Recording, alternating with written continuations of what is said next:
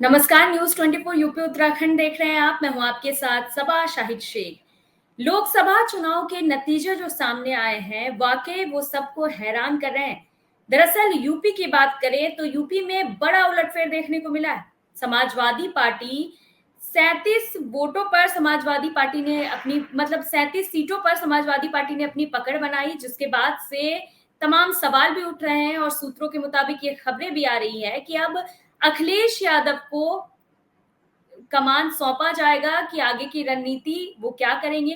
तो चलिए इन्हीं तमाम बातों पर विस्तार से चर्चा करते हैं। चर्चा के लिए हमारे साथ तमाम गेस्ट जुड़ रहे हैं। हमारे साथ जुड़ रही हैं बीजेपी प्रवक्ता अर्पणा दीक्षित जी, सपा प्रवक्ता कृति निधि पांडे जी, वरिष्ठ पत्रकार प्रमोद गोस्वामी जी, राजनीतिक विश्लेषक मनीष अग्रवाल जी। आप सभी का बहुत बहुत स्वागत है।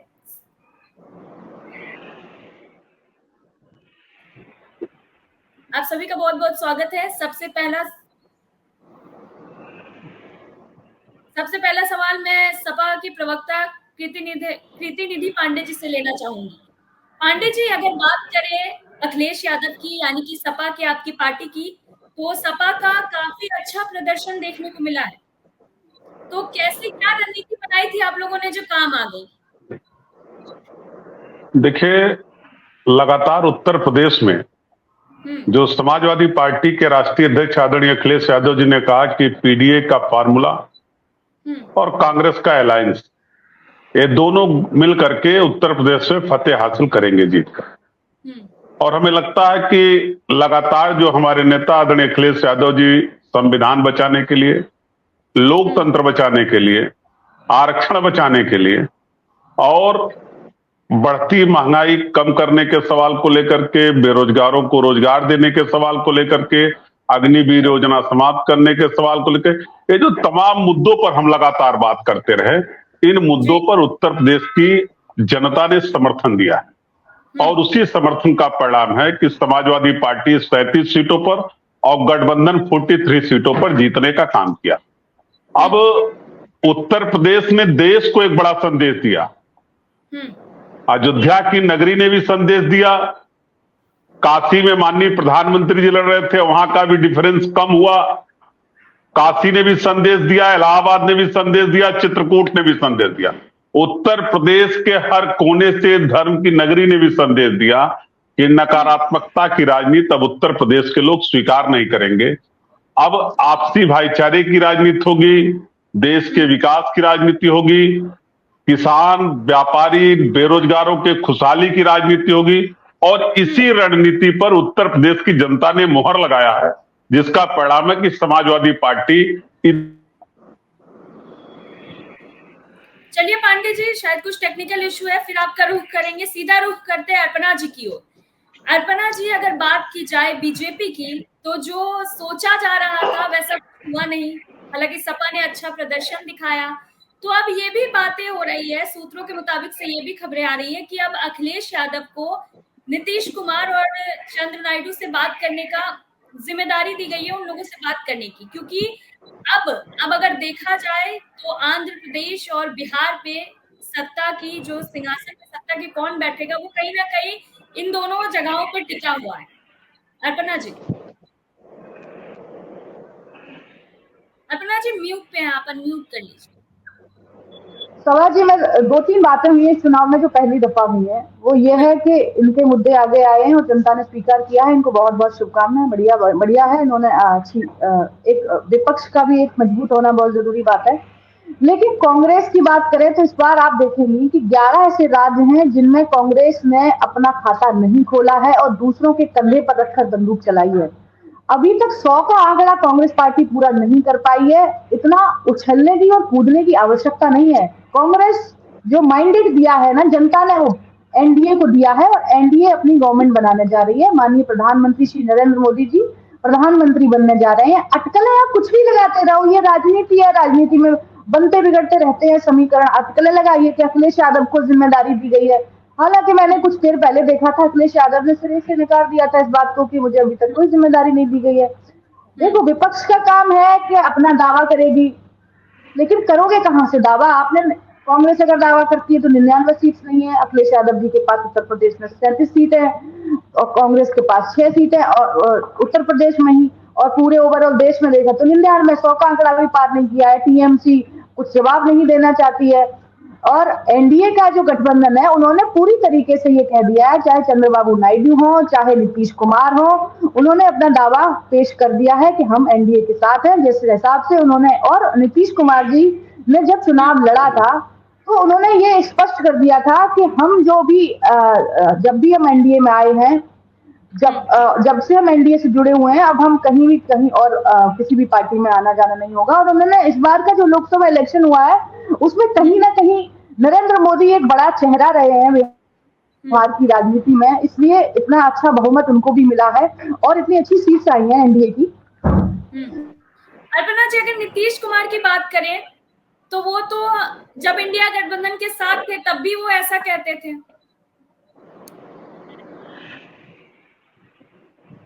शायद कुछ टेक्निकल इशू है, तब तक प्रमोद जी से सवाल ले लेते हैं। प्रमोद जी, अगर बात की जाए तो बीजेपी से कहाँ चूक हो गई जिसका परिणाम आज हम सबके सामने है? शबा जी, मुझे लगता है कि भारतीय जनता पार्टी से एक नहीं कई स्तरों पर चूक हुई है। और एक तो मुझे लगता है कि पहला तो ये है कि टिकट बंटवारे में गड़बड़ियां हुई जिसका खामियाजा भुगतना पड़ा। मुझे याद है कि भारतीय जनता पार्टी ने अपना इंटरनल सर्वे कराया था और उसमें लगभग 35 से 40% ये बात आई थी कि सांसदों के टिकट बदले जाएं। वहां की जनता, मेरी आवाज आ रही है आपको? जी अपर्णा जी, आपका रुख करेंगे, प्रमोद जी से सवाल ले लिया था हमने। प्रमोद जी। हाँ, ताकि ये जनता का यहाँ इन प्रत्याशियों के या इन सांसदों के प्रति जो है वो सकारात्मक नहीं नकारात्मक विचार बने हुए हैं। एक तो वो टिकट नहीं बदले गए। दूसरी अगर बात कहा जाए कि भारतीय जनता पार्टी को गलतफहमी रही कि अब जनता को जिताना, भारतीय जनता पार्टी को जिताना जनता की मजबूरी है, ऐसा मुझे लगता है निजी तौर पर। शायद उसी लिहाज से वो उसकी सारी रणनीति बनी। और तीसरी बात जो है उसके 5-6 कारण हैं। और तीसरी बात मुझे लगती है कि कार्यकर्ताओं और उनके जो समर्थक थे वो अब की इस बार जो उनमें उत्साह नहीं दिखा, उनकी नाराजगी दिखी, जिसमें विशेष रूप से युवा कार्यकर्ताओं में और प्रदेश के सभी युवाओं में। इसीलिए वो जो भाजपा के युवा कार्यकर्ता थे, वरना पहले मैंने देखा है लंबे समय से मैंने दसियों चुनाव कवर किए हैं, रिपोर्टिंग भी की है, एडिटर भी रहा हूं, तो सारी चीजों को नजदीक से देखा है। तो वो जो युवा था वो पहले एक युवा निकलता था और 2-3 को ले जाकर वोट डलवाता था। अब की युवाओं की भागीदारी जो है वो जो भाजपा के प्रति या भाजपा के साथ जुड़ाव था उसमें कहीं ना कहीं कमी आई है। तीसरा ये एक कह लीजिए कि भारतीय जनता पार्टी को एक ये भी गलतफहमी थी कि शायद मंदिर का मुद्दा या धर्म की राजनीति जो है वो अभी भी उतनी ही बरकरार है जितनी की 90 से शुरुआत हुई थी, जो अर्श से और फर्श से और अर्श तक ले गई थी। शायद ये भी रहा तो वो भी मुद्दा टाइम फिक्स हो गया। महंगाई, बेरोजगारी, गरीबी, ये सारी चीजें रही जो जनता को कहीं ना कहीं उसने परेशान किया। और उससे सबसे ज्यादा जो महत्वपूर्ण बात है वो ये है कि भारतीय जनता पार्टी ने जो 480 पार और 400 पार और 80 की जो बात कही, वो विपक्ष ने पूरी तरीके से उसको लपक लिया और ये नीचे तक ये संदेश पहुंचा दिया कि भारतीय जनता पार्टी के 400 के मतलब ये हैं और 80 के मतलब ये हैं कि वो संविधान को बदल देंगे। बदलना था नहीं बदलना था ये अलग बात है, लेकिन राजनीति में ये प्रपंच हुआ करते हैं जी। उससे दलित समाज में एक संदेश गया कि ये बाबा साहब अम्बेडकर को के विरुद्ध हैं या उनके संविधान को बदलना चाहते हैं। पिछड़े अति पिछड़ों में ये संदेश गया कि आरक्षण समाप्त हो जाएगा। वो सही था गलत था वो अपनी जगह पर, लेकिन बीजेपी ने ये एक नरेशन पैदा कर दिया और नीचे तक पहुंचा दिया। तो उसकी वजह से अगर आप देखें कि 19 के चुनाव में बसपा का और सपा का गठबंधन था, लेकिन दलित वोट बैंक सपा को नहीं मिला। गेस्ट हाउस कांड की वजह से दलित की नाराजगी सपा के प्रति रही, वो किसी को भी दे दे। और इससे पहले भी ये देखने को मिला है और देखा है मैंने और रिजल्ट भी आए हैं कि अगर बसपा को दलित वोट नहीं दे रहा है तो वो भाजपा को दे देता था। इस बार उसने एक वोट भाजपा को नहीं दिया और जिससे अति नाराजगी थी सपा, उसको उसने वोट दे दिया। संविधान का इतना बड़ा संदेश गया। आरक्षण को लेके जो 14 के बाद भारतीय जनता पार्टी मोदी जी ने जो एक सोशल इंजीनियरिंग तैयार कर ली थी और मजबूत सोशल इंजीनियरिंग तैयार कर ली थी, जिसमें दलित भी थे, पिछड़े भी थे, अति पिछड़े भी थे। ये जो सोशल इंजीनियरिंग कर दी थी वो विपक्ष ने बड़ी चतुराई से उस जो उनके सोशल इंजीनियरिंग था उसको पूरी तरीके से खंडित कर दिया, जिसका लाभ समाजवादी पार्टी और कांग्रेस को मिला। और भारतीय जनता पार्टी इस गलतफहमी में जीती रही कि जनता की मजबूरी है, जनता वोट, क्योंकि हम खाद्यान्न दे रहे हैं 80 करोड़ लोगों को, तो अब ये खाएंगे तो जाएंगे कहाँ। तो उनका सोचना रहा कि खाएंगे तो आंख शर्माएगी, वोट हमको देंगे। वो उनको बहुत भारी पड़ गया और वो उनको नुकसान दे गया। ये सारी चीजें मुझे लगता है कि यही कारण रहा कि भारतीय जनता पार्टी की गलतफहमी और ये दम्भ रहा कि शायद अब जीतना, जनता को जिताना मेरी मजबूरी है। वो जनता ने बता दिया कि मेरी कोई मजबूरी नहीं है। प्रमोद जी, अगर बात करें बसपा की, तो बसपा किसी भी सीट पे अपना खाता नहीं खोल पाई। ऐसा मतलब ऐसी कहां पे चूक हो गई कि बसपा किसी भी सीट पे अपना खाता खोलने में कामयाब नहीं हुई? देखिए शबा जी, ये शुरुआत से ही एक ये परसेप्शन बन गया कि बसपा जो है वो बीजेपी की बी टीम के रूप में काम कर रही है। उसने किसी से गठबंधन नहीं किया। उसका जो 20% 22% वोट था एक समय में, वो घट के 10-12% पे आ गया। उसके बावजूद भी वो चुनाव में कूद गई और ना तो इंडिया गठबंधन से उसने कोई गठबंधन किया और ना ही एनडीए गठबंधन से किया। तो इससे एक सीधा मैसेज गया, कितना सही था क्या गलत था ये तो नहीं कहा जा सकता प्रामाणिक रूप से, लेकिन ये परसेप्शन बना कि बहुजन समाज पार्टी पूरी तरीके से बसपा के हिसाब से कैंडिडेट तय कर रही है और समाजवादी पार्टी को, इंडिया गठबंधन को कमजोर करने के लिए बसपा को उपयोग किया जा रहा है। ये बात दलितों में भी आ गई और दलितों को भी ये लगा कि नहीं, अच्छा, दो कारण उसने प्रमाणित भी कर दिए। दो कारणों ने, सीतापुर में जो प्रकाश आनंद ने जो एक भारतीय जनता पार्टी के खिलाफ टिप्पणी की, उसके दूसरे दिन ही दबाव पड़ा। ऐसा परसेप्शन है कि भारतीय जनता पार्टी का दबाव पड़ा और जो उत्तराधिकारी बनाया था उससे अपदस्थ कर दिया गया। दूसरा, अगर जौनपुर में आ जाइए, धनंजय सिंह की पत्नी को टिकट दे दिया गया था और वो वहां पर आके प्रचार विचार भी करने लगी। उसके बाद भाजपा प्रत्याशी, लगा कि भाजपा प्रत्याशी हार जाएगा और ये सच भी था, हार अब भी गया। लेकिन ये परसेप्शन ये बना कि अगर ये धनंजय को किसी ढंग से मैनेज कर लिया जाए और इनको हटा लिया जाए तो हमारा प्रत्याशी जीत जाएगा। तो वहां से प्रत्याशी लास्ट मोमेंट में हटाया गया। तो इससे भले ही क्या सच हो क्या गलत हो मैं इस पे नहीं जाता, लेकिन राजनीति में परसेप्शन बहुत काम करता है और ये परसेप्शन बन गया कि हाँ, ये सच है कि बहुजन समाज पार्टी भाजपा के कहने पे चल रही है, उसके दबाव में जी रही है।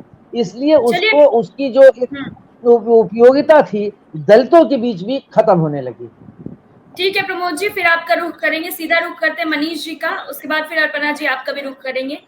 मनीष जी, अगर बात किया जाए तो ये बातें हो रही थी कि कुछ बड़ा उलटफेर देखने को नहीं मिलेगा यूपी में, कुछ वैसे कुछ बात हो नहीं रही थी जब हमने पहले भी डिस्कशन किया था, लेकिन अब जो नतीजे सामने आए वो तो वाकई हैरान करने वाली है।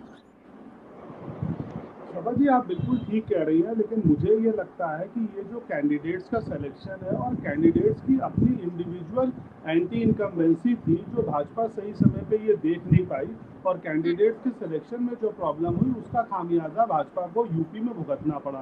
क्योंकि अगर हम देखेंगे तो हाँ, मायावती जी का टैक्टिकल वोट जो है दलित वोट बैंक वो शिफ्ट हुआ है और लगता है वो कांग्रेस और समाजवादी पार्टी की तरफ शिफ्ट हुआ है, जिससे कि उनके नंबर्स कुछ ज़्यादा बढ़ गए हैं। लेकिन अगर हम इसको दूसरे तरीके से एनालाइज करते हैं तो प्रधानमंत्री जी के लिए पूरे देश ने वोट करा है, उनके खिलाफ कोई एंटी इनकम्बेंसी नहीं थी। वरना बगल में ही उत्तराखंड में 5 में 5, दिल्ली में 7 में 7 और उड़ीसा में पूर्ण बहुमत से सरकार नहीं आती। तो ये जो दलितों का मुद्दा था, आरक्षण का मुद्दा था, हो सकता है वो यहाँ पे जमीन तक पहुँच गया हो। क्योंकि आप देखेंगे बगल के बिहार के राज्य में ऐसा कोई बहुत बड़ा परिवर्तन नहीं दिखा, 2-4 सीटों का फर्क दिखा था। तो ये नैरेटिव जो है वो वहां तक पहुंचाने में मुझे लगता है कांग्रेस और सपा कामयाब रही। आज एक छोटी सी खबर बहुत चल रही है सुबह से सोशल मीडिया पे, जो मैं शेयर करना चाहूंगा आपसे। हो सकता है इसके परिप्रेक्ष्य में ना हो कि लखनऊ में, बैंगलोर में कांग्रेस पार्टी के कार्यालय के बाहर ये भीड़ लगी हुई है महिलाओं की कि हमें जो 1 लाख रुपए प्रॉमिस करे गए थे वो गारंटी कार्ड कहाँ है, वो पैसे कब मिलेंगे। तो ऐसा नहीं है कि भाजपा को बहुमत नहीं मिला है। हाँ, आप कह सकती हैं कि भाजपा को पूर्ण बहुमत अपने बल पे नहीं मिला है। और सुबह से ये जो भी अटकलें हैं नीतीश कुमार जी चंद्र टीडीपी वाली, लेकिन अगर आप खाली नीतीश कुमार जी जाते हैं तो भी सरकार एनडीए की इंटैक्ट है, खाली टीडीपी जाती है तो भी इंटैक्ट है। कोलिशन पॉलिटिक्स है, थोड़ा बहुत प्रेशर होता है, लेकिन हमें ये भी देखना चाहिए कि तीसरी बार माननीय प्रधानमंत्री जी जवाहरलाल नेहरू जी के बाद पहले ऐसे प्रधानमंत्री होंगे जो सत्ता में आए। तो सरकार की कुछ अचीवमेंट्स भी हैं, ड्रॉबैक भी है, जनता का मैंडेट है। मुझे लगता है समाजवादी पार्टी, कांग्रेस और बीजेपी सब उसका आदर करेंगे और लोगों के मन में जो ईवीएम के प्रति संशय था वो भी इस इलेक्शन के रिजल्ट ने दूर कर दिया। अब कम से कम ये मुद्दा तो विपक्ष नहीं उठाएगा कि ईवीएम में गड़बड़ी होती है। अगर इस मैंडेट के बाद भी उन्हें ऐसा लगता है तो फिर वो मुद्दा तर्कहीन माना जाएगा, क्योंकि देश ने इसलिए वोट नहीं करा कि माननीय प्रधानमंत्री जी को बदलना है। रीजनल इश्यूज पे वोट होता है, हर राज्य ने अपने पैटर्न पे वोट करा है। आप जम्मू कश्मीर में देखिए, महबूबा मुफ्ती जी और फारूक उमर अब्दुल्ला जी दोनों अपना अपना चुनाव हार गए हैं। ये भी मैंडेट की खूबसूरती है, ये भी भारत का लोकतंत्र है। तो हमें इस चीज को मानना चाहिए और भाजपा को इस पे ग्राउंड वर्किंग करनी चाहिए कि मुद्दे जमीन तक कौन से पहुंचे और क्यों वो उन मुद्दों को छूने में असमर्थ रहे या उन मुद्दों का क्लैरिफिकेशन जनता तक पहुंचाने में असमर्थ रहे। ठीक है मनीष जी, फिर आपका रुख करेंगे, सीधा रुख अर्पणा जी की ओर करते हैं। अर्पणा जी, अगर बात की जाए बीजेपी की, जो बीजेपी को कम नतीजे आए, जो सीटें कम हुई है आप लोगों की, तो ये ओवर कॉन्फिडेंस माना जाए बीजेपी की, या फिर ये माना जाए कि जैसा कि मनीष जी ने भी कहा, प्रमोद जी ने भी कहा, कैंडिडेट्स को लेकर, तो आपको क्या लगता है, कहाँ गलती हो गई आप लोगों से? सभा जी, आपके पूरा मैं प्रश्न सुन नहीं पा रही हूँ क्योंकि आपकी आवाज बहुत ज्यादा कट रही है। आपको मेरी आवाज आ रही है? जी अर्पणा जी, आपकी आवाज आ रही है। मैं फिर से क्वेश्चन आपके लिए रिपीट कर देती हूँ। मैं कहना चाह रही हूँ कि क्या लगता है आप लोगों को, क्या ये ओवर कॉन्फिडेंस की वजह से ऐसा हुआ, या फिर जो बातें हो रही है लगातार की कैंडिडेट्स की वजह से, क्या गलती हो गई, कहाँ गलती हो गई बीजेपी से? देखो, ये मैं मानती हूँ कि जो हमारे अपने जो नंबर होने चाहिए थे वो डिक्टेंशन से पास होने के होने चाहिए थे, और हम सिर्फ पास हुए हैं फर्स्ट डिवीजन से। हमने एनडीए ने पूरे मैंडेट लिए हैं और 292-93 के करीब सीट्स आ गई हैं हमारी। एनडीए सरकार बनाने जा रही है और अभी जो नई खबर है वो ये है कि शाम तक दावा भी पेश कर सकते हैं और शीर्ष नेतृत्व हो सकता है शाम तक दावा पेश करे, हो सकता है कल तक दावा पेश करे। तो हम इतना मौका नहीं देंगे सामने वाले को कि वो अपनी कोई भी रचना या शक्ति टाइप का बनाए। रही बात कि हमें अति आत्मविश्वास था, अति आत्मविश्वास तो अभी भी नहीं है जब हम आराम से शांत बैठे हुए हैं डिबेट्स में और कोई दावा नहीं कर रहे हैं कि हम ये बात मानते हैं कि हमें डिक्टेंशन से पास नहीं हुए हैं। तो निराशा का भाव है लोगों की भाजपा के प्रति, मीडिया की या फिर दर्शकों की या फिर जो भी राजनीतिक विश्लेषण है उन सबकी भावना ये थी कि 400 पार कहा है। पिछली बार 2019 में 300 पार कहा था तो 303 आई थी व्यक्तिगत, तो इस बार 400 पार बोला है तो उम्मीदें कुछ ज्यादा थी भारतीय जनता पार्टी से, उस उम्मीद पर खरा नहीं उतर पाए हैं। इस पर हम समीक्षा जरूर करेंगे और दोबारा से जनता के बीच में जाएंगे और फिर से अपनी बात रखेंगे और कोशिश करेंगे कि जनता का जहां पर मूड हम लोगों ने नहीं भाप पाया है मूड भापेंगे और दोबारा से काम करेंगे अपने विकास कार्यों को गिनवाने में जो त्रुटियां हुई होंगी या फिर उन तक जो बात नहीं पहुंच पाई।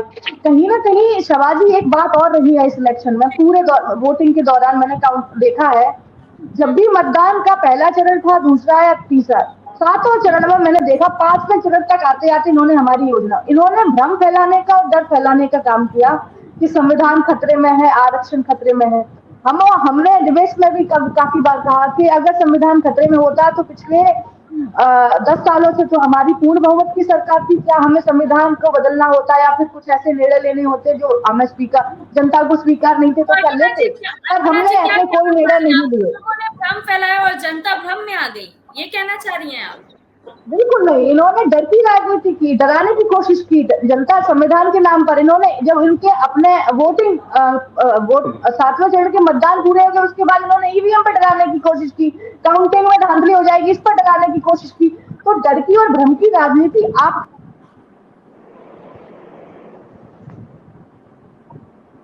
शायद कुछ टेक्निकल इशू है, प्रमोद जी कुछ कहना चाह रहे हैं, इनके बाद सीधा शबा जी, शबा जी, मैं खाली एक बात, ये जो भाजपा प्रवक्ता ने कहा कि डराने का काम किया, चलिए हम उनकी बात मान लें, तो इसका भी जवाब दे दें कि प्रधानमंत्री ने प्रधानमंत्री से पत्र के मंगल सूत्र चला जाएगा, कांग्रेस ने कहा उसमें ऐसा चीज लिखी थी, वो तो बराबर कहते रहे, भैंस ले जाएंगे तो कौन सी भैंस जाके मुसलमानों को दे देंगे, मंदिर पे बुलडोजर चल जाएगा, ऐसा कहाँ कहा गया। तो ये किसको डराने के, ये ध्रुवीकरण की कोशिश की गई लेकिन ध्रुवीकरण नहीं हो पाया, ये बात सुई की। अगर वो डराने की बात कर रहे हैं तो वो चारों तरफ राजनीति में ये चीजें होती रहती हैं, लेकिन जो हम कहें वो ठीक है, जो तुम कहो गलत है, ये कम से कम डिबेट में और जनता के सामने तो ऐसी बात नहीं कहनी चाहिए, जो सच है उसको रखें। बिल्कुल, चलिए ठीक है। कृति निधि पांडे जी, क्या लग रहा है आपको? सीधा सीधा आरोप आपने भी सुना कि सीधा सीधा आरोप लगाया जा रहा है कि आप लोग डराने का काम करें, जनता को बहलाया है आप लोगों ने, जनता को आप लोगों ने डर दिखाया। देखिए, समाजवादी पार्टी पूरे प्रचार के दौरान लगातार मुद्दों पर बात करती रही, और जहां तक संविधान और आरक्षण का सवाल था, मैं एक बात बहुत स्पष्ट कर दूं, उत्तर प्रदेश में ही 69,000 शिक्षकों की भर्ती हुई थी, उसमें 6800 चयनित शिक्षक जो पिछड़े और दलित समाज के हैं, उनकी नियुक्ति उत्तर प्रदेश की सरकार नहीं कर पाई। तो क्या बाबा साहब के संविधान पे चोट नहीं था जिसको आरक्षण मिला था पिछड़े दलितों को? क्या उस आरक्षण पे चोट नहीं था जो पिछड़े समाज को मिला था, जिसकी नियुक्ति नहीं हो पाई? क्या विश्वविद्यालयों में और सेंट्रल यूनिवर्सिटीज में जितनी नियुक्तियां हुई, आप उसके आंकड़े देखेंगे तो पिछड़े दलित समाज के लोग उससे वंचित हैं। क्या वो आरक्षण और संविधान पे चोट नहीं था? हमने जो बात किया, हमने दलित समाज हो, पिछड़ा समाज हो, अति पिछड़े समाज के लोग हैं जो लगातार सरकार हमले कर रही थी, सरकारी संस्थाओं का निजीकरण करके आरक्षण समाप्त करने की एक साजिश कर रहे थे, हम उसको उनके बीच में रखने का काम किया। और दूसरी बात, तो एक बात मनीष जी कह रहे थे, काफी अच्छे विद्वान राजनीतिक विश्लेषक हैं, कि प्रधानमंत्री जी के खिलाफ कहीं एंटी इनकम्बेंसी नहीं। 2-3 राज्यों का नाम भी बताया, उत्तराखंड का बताया, दिल्ली का बताया, मध्य प्रदेश भूल गए बताना, बिहार में कहे कोई बड़ा उलटफेर नहीं, बिहार में भी इंडिया अलायंस को 5, 6, 7 सीटें मिली हैं, उत्तर प्रदेश में बड़ा उलटफेर हुआ, लोकसभा का चुनाव था, मोदी की गारंटी के खिलाफ चुनाव था, मोदी के चेहरे के पे चुनाव हो रहा था, महाराष्ट्र में बड़ा उलटफेर हुआ, कर्नाटका में उलटफेर हुआ, बंगाल में उलटफेर हुआ, और राजस्थान में उलटफेर हुआ। अब मनीष जी को केवल छोटे करेंगे जवाब लेने के लिए।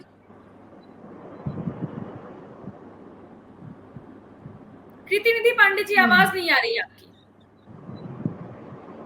नेटवर्क का बहुत इशू हो रहा है सभा जी, क्या किया जाए?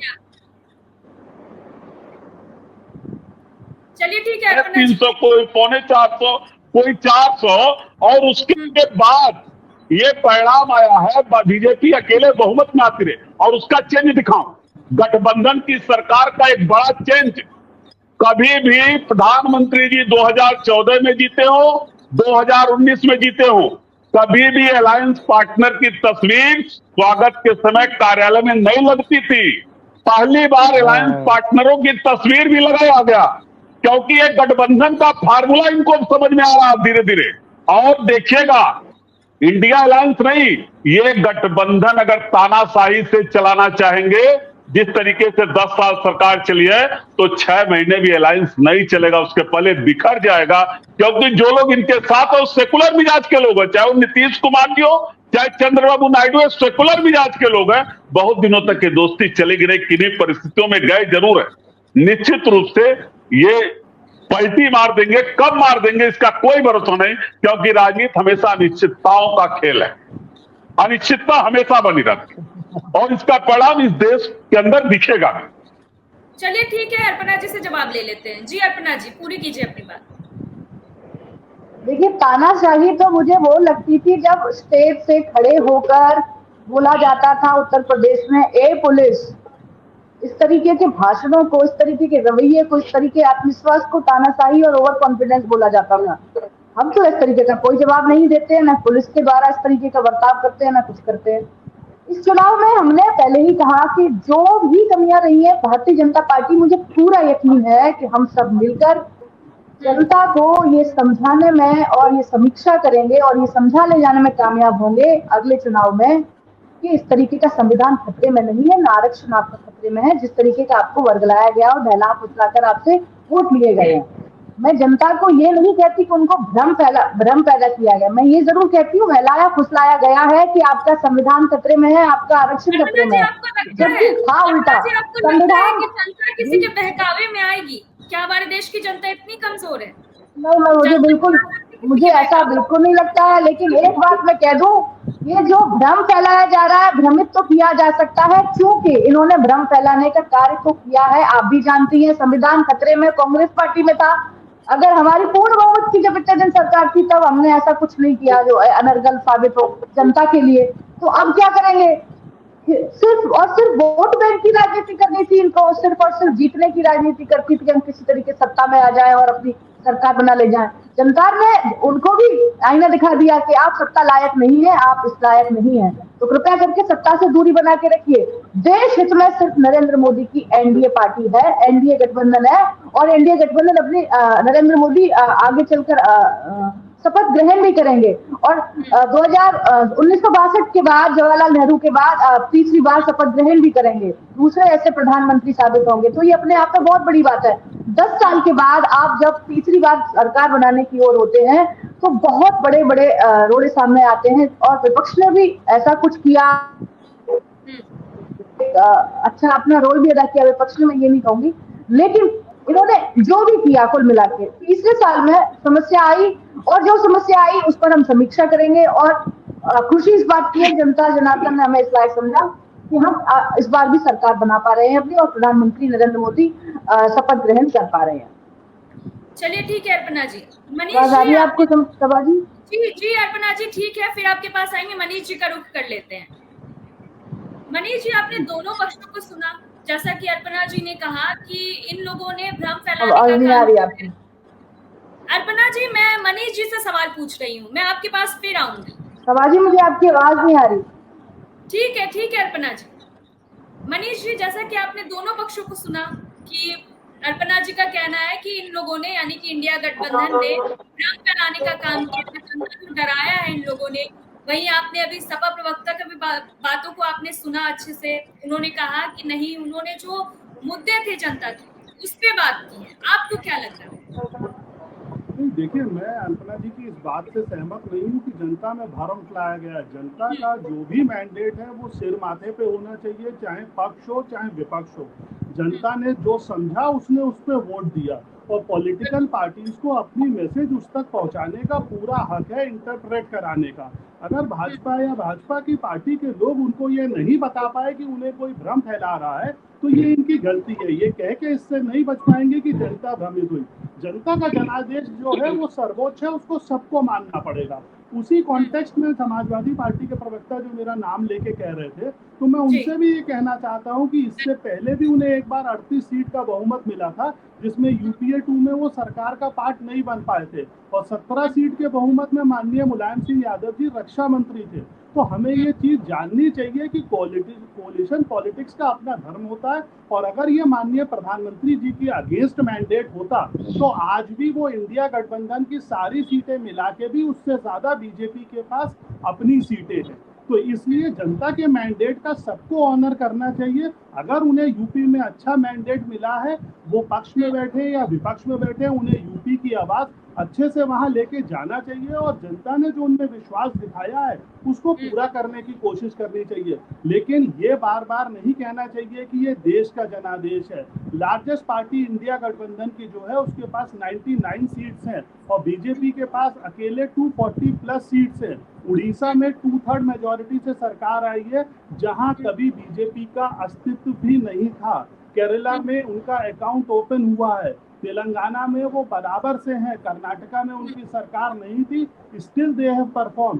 तो ये चीजें भी दिमाग में रखनी चाहिए, क्योंकि एक राष्ट्रीय पार्टी के समक्ष हम बात कर रहे हैं। हाँ, यूपी में कांग्रेस को जनादेश मिला है, सपा को जनादेश मिला है। आप देखिए यूपी में कांग्रेस की विधानसभा में 2 सीटें हैं और लोकसभा में अब 6 सीटें हो गई। तो ये कैसा जनादेश है? ये जनादेश जब पब्लिक पे इवैल्यूएशन में जाएगा तभी पता चलेगा ये कैसा जनादेश है। 2017 में भी सपा और कांग्रेस एक साथ लड़ी थी, तब ऐसे नंबर्स हमें देखने को नहीं मिले। मगर मैं फिर कहूंगा कि बीजेपी को ये देखना चाहिए कि जनता का जो जनादेश है वो सर माथे पर है। उन्हें किसी ने भ्रम फैलाया या नहीं फैलाया, ये दूसरी ऑपोजिशन पार्टी की जिम्मेदारी है कि वो उन चीजों को क्लैरिफाई करे और जनता तक अपने मुद्दे भी वैसे ही पहुंचाए जैसे विपक्ष पहुंचा रहा है।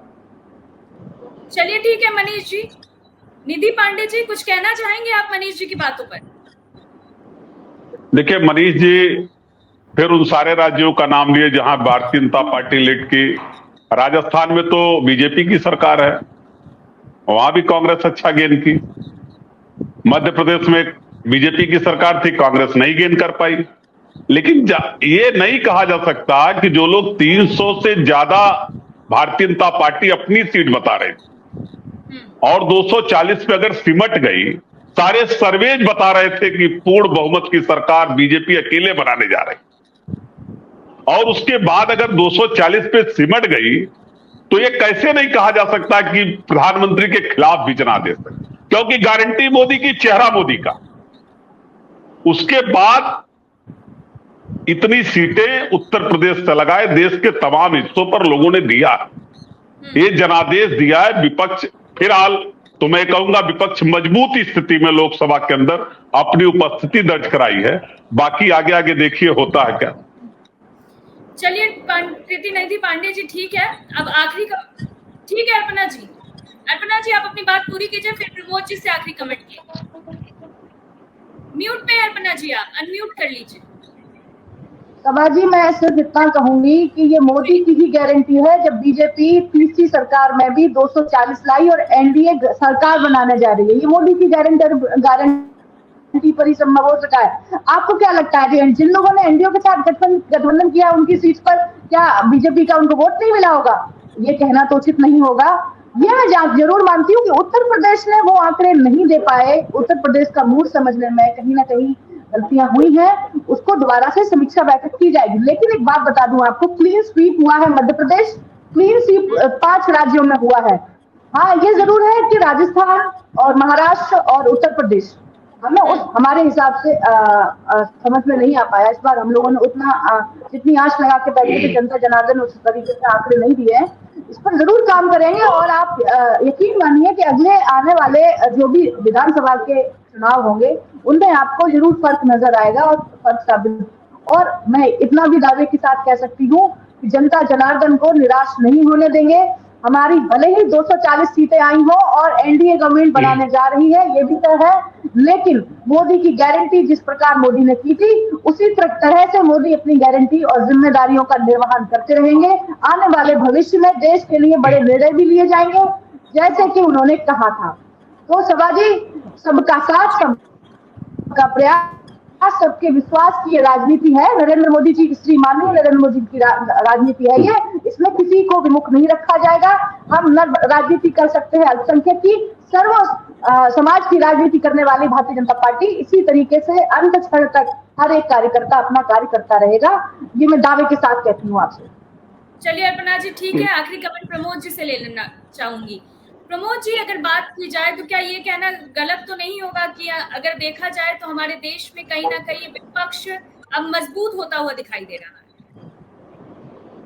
शबा, निश्चित रूप से विपक्ष मजबूत हुआ और लोकतंत्र के लिए जरूरी भी है कि विपक्ष मजबूत हो, वरना जो है हिटलरशाही पैदा हो जाती है और फिर निर्णय जो है वो अब मनमाने ढंग से होने लगते हैं। तो ये तो अच्छी बात है। दूसरी एक बात जरूर इस डिबेट में जो आई है, ऐसा नहीं है कि मोदी जी की साख नहीं गिरी है। मोदी जी ने ही ये कहा था कि एनडीए 400 पार होगा और भारतीय जनता पार्टी 300 पार होगी, तो वो बहुमत, स्पष्ट बहुमत के साथ आएगी। तो भारतीय जनता पार्टी स्पष्ट बहुमत नहीं आई, 325 नहीं आ पाए, तो तो इसके मतलब कहीं ना कहीं साख तो कम हुई है, इसे स्वीकार करें। जो कड़वा जो सामने दिखाई दे रहा है तो उसमें ये भी कह दें कि हमारी अगर इस पर बहुमत मिला फिर भी हमारी साख है, तो फिर साख है, उसका तो कोई जवाब नहीं है, कुतर्कों का कोई जवाब नहीं होता। लेकिन जो एज ए जर्नलिस्ट जो बात है कि निश्चित रूप से मोदी की साख पर बट्टा लगा है। मोदी जी ने जिस ढंग से ये बात कहा एनडीए 400 पार, उत्तर प्रदेश में 80 पार, तो 80, तो फिर ये कहीं ना कहीं ये जनमत नहीं मिला है, और जनमत न मिलने के मतलब है कि ये मोदी जी ने कहा, तो मोदी जी का कहीं ना कहीं साख या मोदी जी की बात पर भरोसा नहीं किया गया, अविश्वसनीयता व्यक्त की गई, ये स्वीकार करना चाहिए। जी अर्पणा जी कुछ कहना चाह रही थी आप? मैं सवाजी सिर्फ इतना कहना चाहती हूँ, मोदी की साख में कमी नहीं है। ये मैं जरूर समझती हूँ कि जो टिकट में प्रत्याशियों को जो टिकट वितरण किए गए हैं उसमें कहीं ना कहीं गलतियां हुई हैं, इस बार स्वीकार करती हूँ, और उस हिसाब से हमें रिजल्ट नहीं आए हैं। लेकिन मोदी की साख में कोई कमी नहीं है, मोदी की गारंटी में कोई कमी नहीं है। जी जी मैडम, मतलब अगर वहां टिकटों की गलती हुई तो पता लगे नड्डा जी नालायक थे, और अगर जो हमने 300 और 400 का वो नहीं मिले तो वो बोले कि वो भी नड्डा जी नालायक हैं। तो देखिए मैंने कहा ईमानदारी, देखिए ये भाजपा प्रवक्ता कहना चाहिए। मेरी बात सुन लीजिए, मेरी बात नहीं नहीं नहीं, ये आपको जवाब दे देती हूँ। इतनी बड़ी पार्टी है, इतनी बड़ी पार्टी है, सुन लीजिए, इतनी बड़ी पार्टी है, क्या आप समझते हैं कि जो भी निर्णय हुए हैं इतिहास में सभी पार्टियों ने जब भी अपनी उसमें रहे हैं, क्या इन्होंने सबने अपने हिसाब से सटीक आकलन किए? गलतियां होती हैं, लोगों से ही होती है, मैं ये समझती हूँ। इतना बड़ा संगठन, इतनी बड़ी पार्टी है, इतनी बड़ी पार्टी है, सुन लीजिए, माननीय नरेंद्र मोदी जी की साख में कोई गड़बड़ी नहीं हुई है। ये आप अभी कह रहे हैं क्योंकि अभी ये माहौल चल रहा है। आप 2 साल में जब कोई बढ़िया इलेक्शन जीतेंगे किसी राज्य से, तो आपको ये लगेगा कि नरेंद्र मोदी जी की साख पर ही इलेक्शन जीते हैं। ये तो हवा है, बदलती आती जाती रहती है। नहीं पांडे जी, मैं एक विशेष पांडे आपसे एक बात कहना चाहूंगा। 14 में किसी ने नहीं कहा कि साख गिरी, कहा कि साख बढ़ी है। 19 में साख बढ़ी थी क्योंकि 14 से ज्यादा सीटें आई थी, तब भी मैंने ये बात कही थी कि उनकी साख है, उनकी गारंटी है। लेकिन आज उनकी गारंटी पर सवालिया निशान है, उनकी साख पर सवालिया निशान है, ये स्वीकार करना पड़ेगा। वो अलग बात है कि आप प्रवक्ता हैं, आप नहीं कह सकती है, मजबूरी आपको कहना चाहिए कि साख और बढ़ी है। कैसे कह दूं, आप बताइए, गलत नहीं कह सकती मैं प्रवक्ता हूँ। उसके बाद भी मैंने ये स्वीकार किया कि संगठन में कुछ कारणों की वजह से कुछ कमियां रही जरूर है, लेकिन नरेंद्र मोदी की छवि गिरी है, मैं इसको स्वीकार नहीं कर सकती। चलिए ठीक है। केवल मैं इतना कहूंगा कि मोदी जी की साख तो बनारस में भी गिरी। बनारस में नारा था 10 लाख पार का, बनारस में नारा था बीजेपी का कि 10 लाख पार, और जीते सिर्फ 1.5 लाख से। 2019 से भी कम पे आ गए, जबकि कई मंत्री, पूरा संगठन, पूरा आरएसएस बनारस में कैंप करने के बाद जो 10 लाख का नारा था वो भी फेल हो गया। इस बार मोदी की सारी गारंटियां फेल, मोदी की साख गिरी, इससे कोई इनकार नहीं करता। चुनाव के दौरान आपने झूठ बोला, भ्रम फैलाया। अभी भी कौन से नेता है जिसने कहा 10 लाख से जीतेंगे? बताइए मुझे एक नेता का बयान। बनारस के अंदर भारतीय जनता पार्टी के नेताओं ने कहा था, बनारस के अंदर। अब आप कहिएगा कब संविधान बदलने की बात हुई? आपके अयोध्या में लल्लू सिंह ने कहा संविधान बदल रहा है, कर्नाटक में अनंत हेगड़े साहब ने कहा संविधान बदल रहा है, मेरठ के अरुण गोविल ने कहा संविधान बदलने के बाद सुनिए, समय की कमी है, आखिरी कमेंट मनीष जी से लेना चाहूंगी। मनीष जी। सभा जी, बस एक लाइन का कमेंट है कि आप लोकतंत्र की खूबसूरती देखिए कि 2004 में 145 सीट लाके कांग्रेस कोalition की गवर्नमेंट फॉर्म करती है, तो बहुत अच्छा काम है। आज 242 की मेजॉरिटी से एक पार्टी जो 10 साल में सत्ता में थी, कोalition की गवर्नमेंट बनाने जा रही है, तो वो गलत कर रही है। यही भारत, ये तो किसने कहा कि गलत कर रही है? यही भारत। अरे भाई मनीष जी कौन कह रहा गलत कर रही है? एक लाइन नहीं, सरकार बनाए कोalition की सरकार। अरे एक लाइन कौन कह रहा गलत हो रहा है? अरे आप बहुत अच्छी जीत के आए हैं, इस समय हमें आप लोगों को सुनना पड़ेगा। हम बिल्कुल सुनेंगे। आप पहले बोल रहे हैं तो बताएं, मैं 2 मिनट को रुक जाता हूं। मैं कोलिशन पॉलिटिक्स दिखा रहा हूं कि 2004 में 145 सीट के संग अगर एक पार्टी कोलिशन बना के सत्ता में जाती है, 5 साल सत्ता चलाती है, तो वो डेमोक्रेसी के लिए अच्छा था। आज अगर 242 वाली डेमोक्रेसी वाली सरकार बनाने जा रही है, अभी एक दिन नहीं हुए हैं इस रिजल्ट को आए, अभी गवर्नमेंट फॉर्मेशन भी नहीं हुई है, अभी हमने गवर्नमेंट की फंक्शनिंग भी नहीं देखी है, मंत्रालय भी नहीं बटे हैं, फिर भी हम लोग इस चीज को इतना एक्सटेंसिवली डिबेट कर रहे हैं, तो ये भी लोकतंत्र की खूबसूरती है। लेकिन ये फेस भी भाजपा को अडॉप्ट करना पड़ेगा, कोलिशन पॉलिटिक्स आज की जो कहती है, और इस प्रयोग में भी सफल होकर आना पड़ेगा, ऐसा मेरी इच्छा है। चलिए ठीक है जी, पांडे जी आप बोलिए। आप बताइए पांडे। मैं किसी ने ये नहीं कहा कि कोलिशन गवर्नमेंट नहीं बनना चाहिए। जब इंडिया अलायंस कोलिशन गवर्नमेंट बनाने की तरफ प्रयास कर सकती है, हम अपने बैठक में इस बात में निर्णय ले सकते हैं कि हमें विपक्ष में बैठना, हमें सरकार बनाने जाना है। जिस तरह से यूपीए सरकार कोलिशन गवर्नमेंट चलाने की बात हो रही है, तो किसी ने यह नहीं कहा कि कोलिशन गवर्नमेंट गलत है बनना। यह जरूर है, जो बात मोदी जी के साख की हो रही थी, केवल इसमें यह बात हुई कि मोदी जी की साख गिरी है। सिर्फ इतनी बात हुई कि मोदी जी की साख इस चुनाव में गिरी है, मोदी की गारंटी पर लोगों ने भरोसा नहीं किया। कोलिशन गवर्नमेंट हमेशा बनते रहे, हमेशा चलते रहे इस देश के अंदर, कई बार बने हैं कोलिशन गवर्नमेंट। अटल जी ने चलाई, यूपीए सरकार ने चलाई, कई लोगों ने कोलिशन गवर्नमेंट चलाई, देवगौड़ा साहब ने चलाई, इंद्र कुमार गुजराल साहब ने चलाया, कोलिशन गवर्नमेंट ही चली है। इसलिए इसमें कोई बहुत आश्चर्य नहीं है कि कोलिशन गवर्नमेंट, हाँ ये जरूर था जो तानाशाही थी, जो एक तरफा फैसले थे, अब वो नहीं होगा। मैंने आपको एक उदाहरण दिया, कोलिशन गवर्नमेंट आते ही मैंने एक उदाहरण दिया, 2014 में जब मोदी जी जीत के बाद कार्यालय गए थे, 2019 में जब मोदी जी जीत के बाद कार्यालय गए थे, जो बैनर्स लगे थे उसमें अलायंस पार्टनरों की तस्वीर नहीं थी। लेकिन इस बार जब मोदी जी कार्यालय गए जीत के बाद, एनडीए बहुमत के बाद जब मोदी जी कार्यालय पहुंचे भारतीय जनता पार्टी के, तो इनके अलायंस पार्टनरों की तस्वीर उसमें लगाई गई थी। यह है अलायंस पार्टनरों की हैसियत कि आज जरूरत हो तो तस्वीर लगाई जा रही है, और जब जरूरत नहीं थी तो मजबूरी हो रही है, नहीं रहना मत रहिए। ये स्ट्रेटजी है भारतीय जनता पार्टी की। ये तो समझना पड़ेगा उनके अलायंस पार्टनरों, ये जानना पड़ेगा उनको कि किन परिस्थितियों में हमें रहना है इनके साथ। ठीक है प्रमोद जी, आप भी शायद बहुत देर से कुछ कहना चाह रहे हैं। एक लाइन में कहना जवाब देना चाहूंगी सभा जी। आप दोनों से भी जवाब लेने के, प्रमोद जी भी बहुत देर से कुछ कहना चाह रहे हैं। प्रमोद जी कुछ कहना चाह रहे हैं? एक लाइन बस मैम, कि ये जो नॉर्थ इंडिया की पार्टी, जिसको ये नॉर्थ इंडिया की पार्टी मानते थे ना 2024 के चुनाव से पहले, आज वो पैन इंडिया पार्टी है। तो हमें लोगों के अचीवमेंट्स भी डिस्कस करने चाहिए। आज आप भाजपा को नॉर्थ इंडिया की पार्टी नहीं कह सकते, आज भाजपा पूरे देश की पार्टी है, कश्मीर से लेके कन्याकुमारी तक उसका प्रेजेंस है। ये भी 10 साल के मोदी सरकार का ही अचीवमेंट है, वरना ये हमेशा नॉर्थ की पार्टी कही जाती थी, साउथ में इसके इनरोड्स नहीं थे। वहाँ आज 2/3 बहुमत की सरकार फॉर्म हो रही है, तो सरकार को ड्यू डिलिजेंस करना चाहिए। कहीं ना कहीं उसकी मिस्टेक है, मैं एंडोर्स नहीं कर रहा, लेकिन अचीवमेंट भी है और साथ में चलेंगे, and we will see how the government comes in shape. Thank you ji. Manish मैं एक बात कह दूं फिर कल्पना करिए। मनीष जी, हर सिक्के के दो पहलू होते हैं, उसका पॉजिटिव भी होता है, नेगेटिव भी होता है।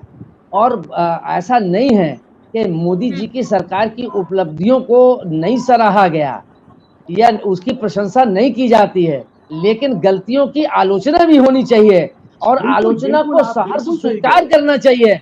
आलोचना पे कुतर्क नहीं होना चाहिए। साख गिरी है, ये स्वीकार करना चाहिए, वरना स्पष्ट बहुमत आता और मतलब 272 आने चाहिए थे। सत्ता ये एनडीए की आई है 2 बार। और अभी जो इन्होंने पांडे जी ने कहा, ये बात, इसमें भी गलती थोड़ी है। उन्होंने कहा कि जिस समय 14 में और 19 में बनी, तब तो कोलिशन पार्टनर की कभी फोटो नहीं लगी, और कभी भी कोलिशन पार्टनर्स की, जब भी दोनों बार लोकसभा जीते हैं, भारतीय जनता पार्टी के कार्यालय में बड़ा जश्न मना है। उसमें कोलिशन पार्टनर्स को कभी नहीं कहा गया कि वाह भाई आपको भी बधाई, नायडू जी आपको भी बधाई और उनको भी बधाई, आपकी विशेष रूप से बधाई दी गई। ये कहीं ना कहीं मजबूरी दर्शाता है, ये कहीं ना कहीं साख की गिरावट दर्शाता है। मैं सिर्फ इतना कहना चाहता हूँ। चलिए ठीक है। अगर कोई पार्टी कोलिशन धर्मा फॉलो कर रही है तो वो मजबूरी लग रही है, जब नहीं फॉलो करती थी तो वो एरोगेंस लग रहा है, तो परसेप्शन है। अरे भाई मनीष जी, 14 का, 19 का, 24 का, तीनों का कंपेरिजन करिए ना। एनडीए अलायंस कोई आज थोड़े बना, नहीं, तब तो कोलेशन 14 में भी था, 19 में भी था, 24 में भी है। तब तो नहीं किया गया। तब कोalition धर्म कहां था? ये मजबूरी का नाम महात्मा गांधी है। अर्पणा जी आवाज आ रही है तो अपनी बात रखिए, म्यूट पे हैं आप। म्यूट पे अर्पणा जी, अनम्यूट कर लीजिए। ऐसा बिल्कुल भी नहीं है, ऐसा बिल्कुल भी नहीं है। जब हमारे पास पूर्ण बहुमत की सरकार 2014 में थी, 2019 में थी, तब भी हमने अपने दलों को, जो हमारे साथ के दल थे, एनडीए के दल थे, उनके साथ रहकर हमने सरकार चलाई, उनको मंत्री तक बनाया गया। ऐसा बिल्कुल नहीं है कि उनके साथ लेके नहीं कर रहे हैं तो उनके साथ उनके पोस्टर लगा दिए। इस बात को आप लोग, मुझे खूब अच्छी तरीके से पता है कि आप इसको सिर्फ और सिर्फ भड़काऊ बयानबाजी कर रहे हैं डिबेट में बैठ के, और कुछ नहीं है इसका उद्देश्य। मैं ये भी समझ रही हूँ, बस इतना आप समझ लीजिए कि हमारा काम। अरे आप 14 देखिए, 19 देखिए, 24 देखिए, कभी कोalition पार्टनरों का सम्मान नहीं किया भारतीय जनता पार्टी ने।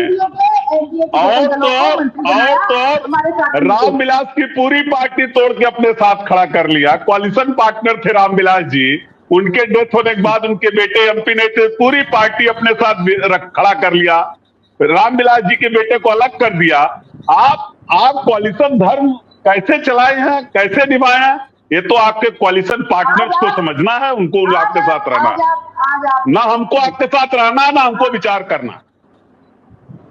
प्रमोद जी, मैं एक चीज तो आपसे जानना चाहूंगा, दिया जा रहा है आने के लिए। वरिष्ठ हैं प्रमोद जी, 2009 में जब कोalition पार्टनर बने थे, कोalition की सरकार बनी थी, तो आपको याद होगा ना कि कैसे यूपी के कोalition पार्टनर को वहां रिसेप्शन दिया गया था दिल्ली में। नहीं, मैं मनीष जी, मेरी इस पर आपत्ति बिल्कुल नहीं है कि कोलिशन गवर्नमेंट नहीं बननी चाहिए या ये गलत है, बिल्कुल सर्वदा सही है। लेकिन बात यहाँ सिर्फ साख पर हुई, आप उसको डिविएट नहीं, प्लीज उसको समझने की कोशिश करिए मान्यवर। मेरा सिर्फ ये था कि वो जो साख की बात थी, जो 14 और 19 की तुलना में साख गिरी है, इसको स्वीकार कर लेने मुझे नहीं लगता कि कोई आपत्ति होनी चाहिए। अब उसको कोलिशन में, अब ये आपने जो एक बात कही, ये बात भी सही है कि अब वो पेन मतलब राष्ट्रीय पार्टी है, और उसने जो अभी नॉर्थ इंडिया की कही जाती थी, उसने जो असंभव था उसने वहां भी जाके काम किया, ये उसकी उपलब्धि है। तो मैं एज ए जर्नलिस्ट, मैं दलीय पत्रकार नहीं हूँ, 40 वर्षों से हूँ, और भारतीय जनता पार्टी की जो सही बात है वो भी कहूंगा, और कांग्रेस की गलत है उसको भी कहूंगा। तो इसलिए एक एज ए जर्नलिस्ट मैं ये बात कह रहा हूं, मैं किसी दलीय आधार पर नहीं कह रहा हूं। तो ये, और जो कह रहा हूं उसको प्रामाणिकता के साथ कह रहा हूं, और इस पर आपसे डिबेट भी कर सकता हूं। सवाल साथ मतलब एनडीए गवर्नमेंट बन रही है, इससे पहले भारतीय जनता पार्टी की गवर्नमेंट रही है, उसको स्पष्ट बहुमत दोनों बार रहा। ये बात भी सच है कि मतलब जब भी हुआ तो उनको इस बात की चिंता नहीं रही कि एनडीए गठबंधन हमारे साथ रहेगा कि नहीं रहेगा, क्योंकि हमारे पास इस पर, देखिए ये एक स्वाभाविक चीज है, ये एक इनको नेचुरल है। इसमें कोई, ये शायद कांग्रेस के साथ होगा तो भी यही स्थिति होगी, अगर कांग्रेस के साथ स्पष्ट बहुमत होगा तो उसका भी यही रोल होगा। तो इसमें गलत क्या है, इसमें आपत्ति नहीं होनी चाहिए, इसको स्वीकार करना चाहिए कि हाँ मजबूरी है, हम पर स्पष्ट बहुमत नहीं है, अब हम कोलिशन की दुलत्ती भी सहेंगे और सहना पड़ेगी। चलिए ठीक है, बहुत बहुत शुक्रिया आप सभी का हमारे साथ जुड़ने के लिए। दरअसल अगर उत्तर प्रदेश की बात की जाए तो कहीं ना कहीं बीजेपी की साखें कमजोर होती दिखाई दी है, वहीं सपा की साखें मजबूत होती दिखाई दी है। फिलहाल के लिए इतना ही, देखते रहिए न्यूज़ 24 यूपी उत्तराखंड। अगर आपको ये वीडियो अच्छा लगा तो इसे लाइक, शेयर और सब्सक्राइब जरूर करें। आप अपनी राय हमें कमेंट करके भी जरूर बताएं। नमस्कार।